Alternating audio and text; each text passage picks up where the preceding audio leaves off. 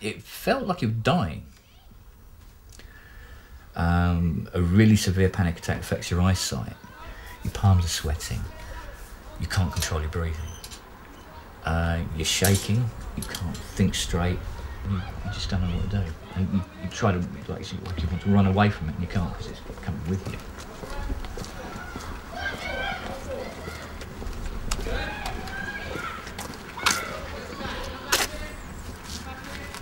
So this is about as far as I can go before I start to feel uneasy.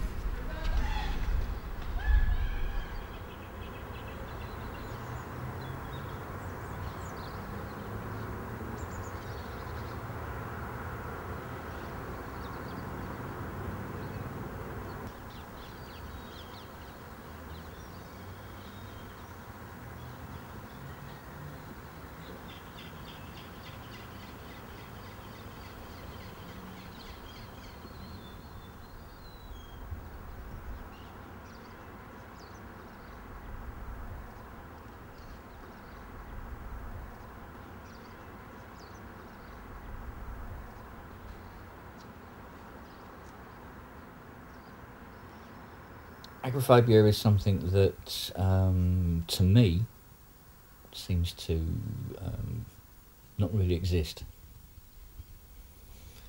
It doesn't exist in you until you actually put yourself in a position where it takes effect.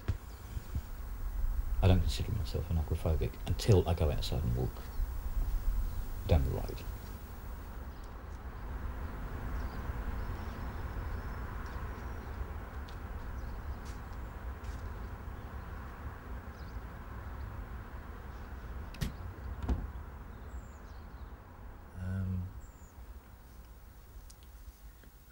Once the effects of it had really taken hold, I retreated into my bedroom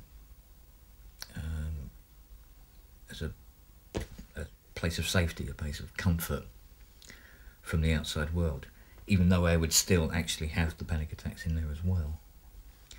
So, and that went on for 10 months. It was really a really bizarre, lonely time. It did get to the point where I was really contemplating suicide. I was standing out in the garden at about middle of the night, so 2:30 in the morning, with a 9-inch knife. But it scared me to find myself standing out there with this great big knife, thinking, well, I cut my throat, stab myself in the chest, how do I do this? And it was the first time I'd found something that was scarier than the agoraphobia. And that was the point, I think, where I just went, wow, there are things out there that are worse than agoraphobia. Get over it.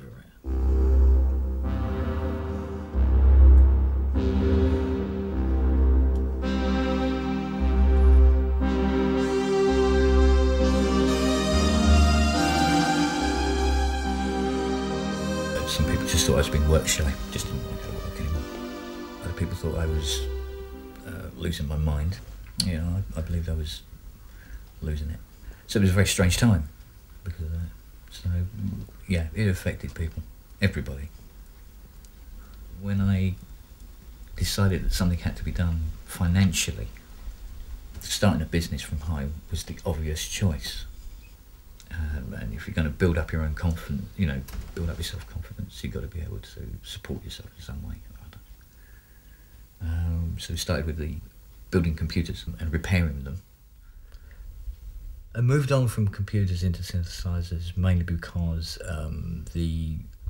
it got to the point where it was no longer financially viable. So as that market died off, the only other thing I could think of doing was to repair synthesizers. So I approached a couple of local music shops who literally jumped at it because they couldn't find anybody to repair the stuff that people were bringing in. And from that, it expanded and expanded and expanded. And then, of course, because of the internet, it went viral, it went worldwide.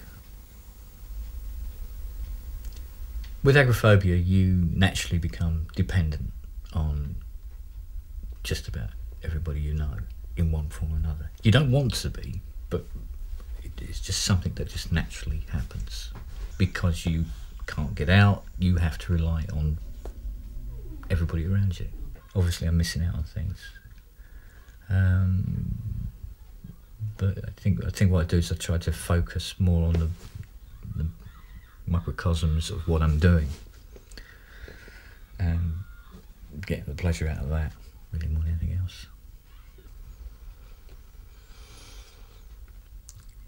I think I see my future, if agoraphobia stays with me, becoming more difficult as I get older.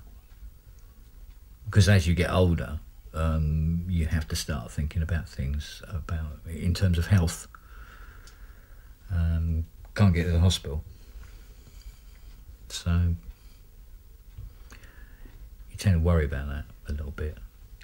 Deep down, I know I have to at some point get out of this agoraphobia somehow, in some capacity, if it's only to be able to take care of myself later on.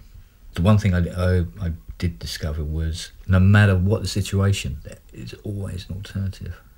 There's always another way around it.